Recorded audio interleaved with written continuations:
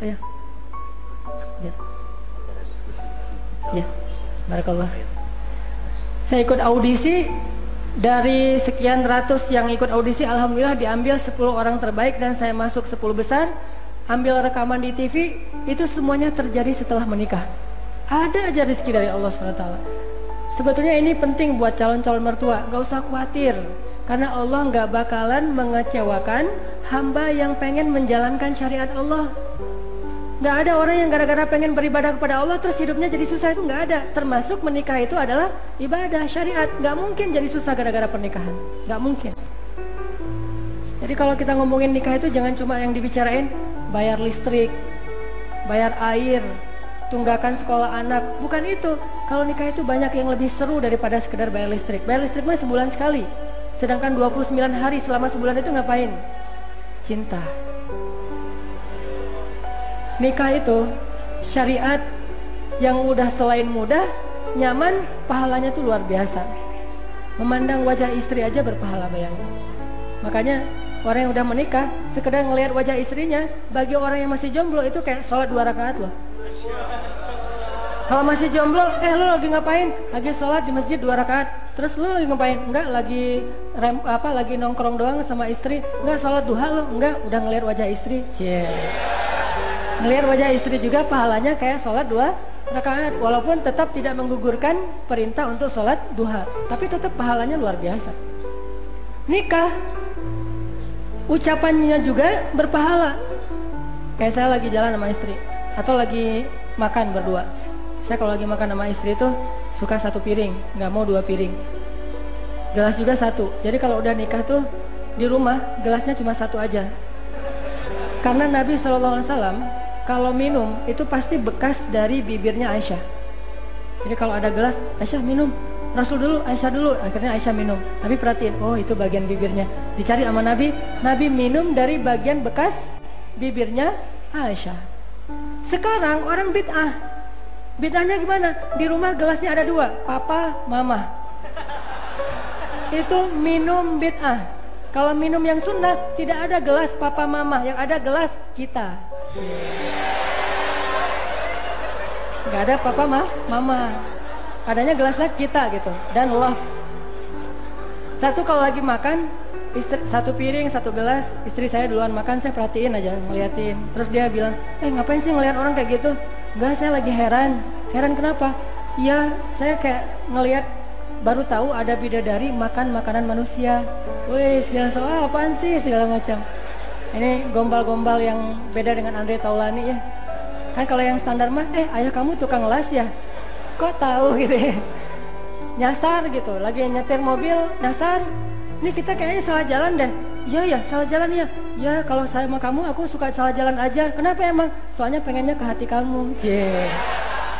Kalau udah nikah bisa kayak gitu. Kalau belum nikah kayak gitu, nggak nambah pahala, nambah musibah. Tapi kalau udah nikah kayak gitu dan kita mengatakannya dengan hati, itu nggak perlu dihafal dari Google ya, nggak perlu googling. Udah aja improvisasi sesuai dengan apa yang kita rasain, dan itu pahala yang luar biasa. Syariat, buat saya pernikahan itu menjadi bukti bahwa syariat Allah itu mudah banget. Begitu juga dengan syariat yang lain. Semua syariat Allah itu mudah. Salah satunya adalah pernikahan. Bayangin, sesederhana akad nikah itu bisa mengubah status orang yang tadinya bersentuhan aja nggak boleh, tiba-tiba boleh, ngapa-ngapain aja boleh. Bayangin, cuma akad doang tuh. Dan akad itu dimudahin banget sama Allah. Kalau nggak bisa pakai bahasa Arab, boleh pakai bahasa Indonesia. Kalau takut lupa, boleh baca teks kan? Saya aja nikah pakai teks. Kenapa? Nggak mau 2 kali daripada nggak seru akadnya 2 kali. Mending saya pakai teks gitu, baca teksnya. Saya terima nikahnya segala macam. Dimudahin sama Allah. Begitu kita selesai mengatakan saya terima nikahnya sampai sah, maka berubahlah status yang tadi hampir semuanya haram menjadi hampir semuanya halal. Mudah kan? Coba. Yang mempersulit itu siapa? Kita sendiri.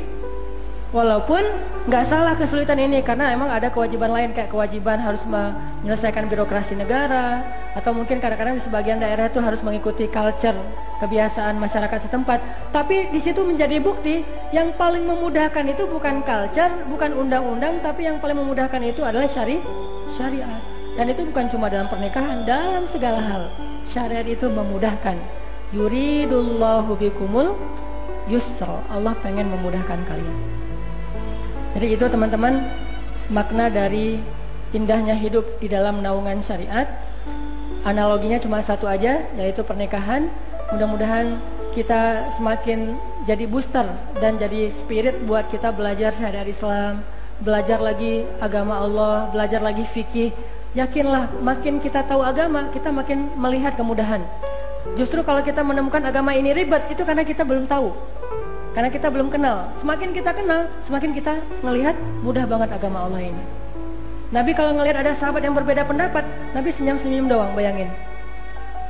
Pernah tuh, Nabi lagi sholat jamaah, terus tiba-tiba ada seorang sahabat masbuk, namanya Bakroh. Dia masbuk. Pas dia di teras masjid, dia lihat Nabi udah ruku. Akhirnya dia takbir di pintu masjid, terus langsung ruku, jalan sambil ruku ke arah shaf. Jadi di teras gitu, Allahu Akbar, kan dia pengen satu rakaat awal bareng dengan imam, dari awal ngikutin imam. Allahu Akbar, ruku, jalan gitu ke shaf. Pas sudah selesai sholat, dia cerita ke Nabi, ya Rasulullah tadi saya gini. Apa reaksi Nabi? Nabi hanya tersenyum. Terus Nabi bilang, ya udah besok-besok jangan gitu lagi ya. Gitu doang coba. Tapi kalau kita nggak ngerti agama, justru kita, oh kamu, kita menjudge, kita menghakimi, kita memarahi, kita menyesatkan orang lain. Nabi aja ngelihat orang yang keliru gitu cuma senyum, terus bilang, ya udah besok-besok jangan diulang. Gara-gara kata-kata inilah ulama berbeda pendapat. Ada yang bilang dia sah, cuman makruh. Ada yang bilang itu nggak sah, tapi dia lupa, makanya dimaafin. Jadi yang berbeda pendapat itu ulama. Nabi mah easy going aja, udah besok jangan diulang, beres. Semudah itulah agama yang diajarkan Rasulullah SAW. Mudah-mudahan kita semakin semangat hijrah, belajar Islam.